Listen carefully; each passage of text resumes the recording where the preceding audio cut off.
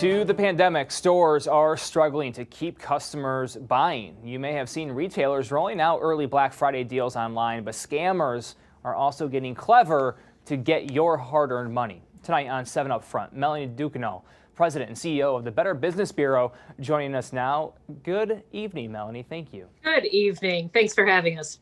So good of you to be here. Let's start with the spike in online purchase scams as more people shop from home.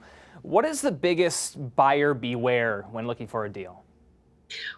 If it's too good to be true, it probably is. And it's an old adage that's been around for 100 years. But that being said, if you're looking for something specific, do your homework. Really research it. Find out who has, before the Black Friday sale, the best price and has the best service.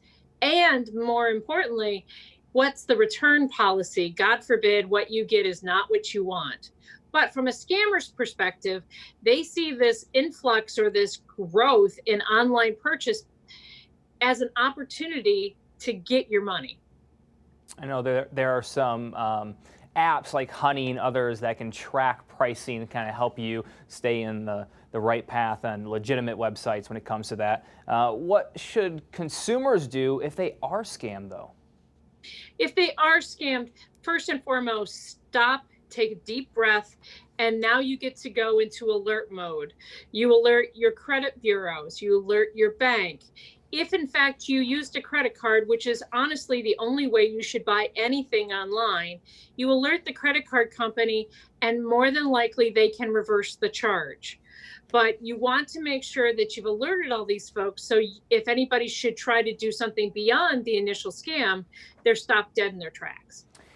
Back to Black Friday for a second. Should people still hold off on some of the so-called incredible savings that are being advertised, or should they buy now? The sad thing is that it's kind of a crapshoot. It depends on the retailer and how much stock they have.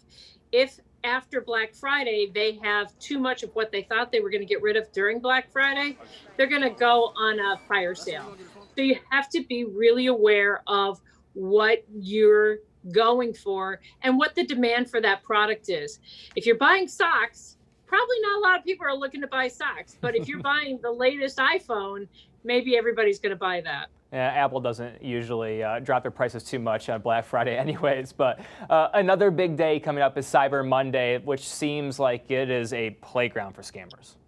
It is, because again, everybody's out there trolling for the best deals.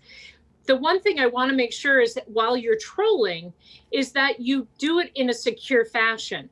You want to make sure that you're not doing it while you just went through the Starbucks line and you're sitting in the parking lot enjoying your latte and using their Wi-Fi. Their Wi-Fi is not secured for your purpose. So if there's a scammer nearby that wants to essentially take what you're buying and figure it out, they're going to take it to another level. Potentially, they could also take it to what's called a package tracking scam, where you get an alert from the post office or UPS or FedEx saying, hey, your package is on its way, click here.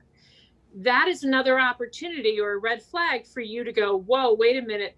One, I may not have bought from this company, or two, I may not understand what this tracking number is for.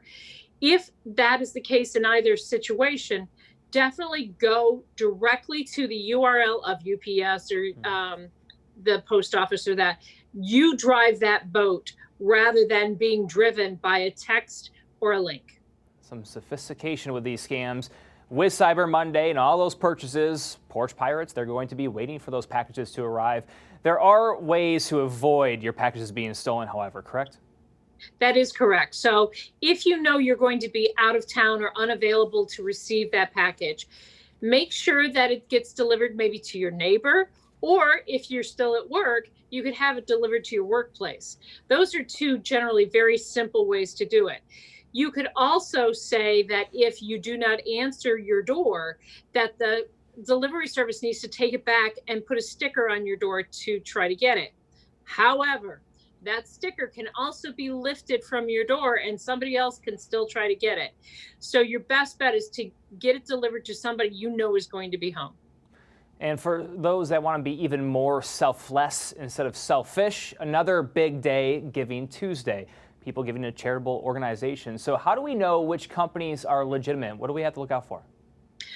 Again, you always start with what your passion is. If your passion is supporting those that are unemployed or homeless, or you want to protect dogs and cats, you do your research on the internet and start to look at those organizations. One, that you already know, and two, have a great track record.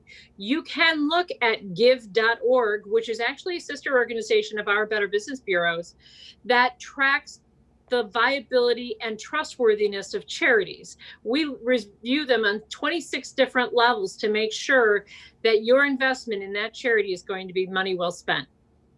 Better Business Bureau President Melanie Duquesnoy. Melanie, thank you so much for joining us. We really appreciate it. My pleasure, anytime.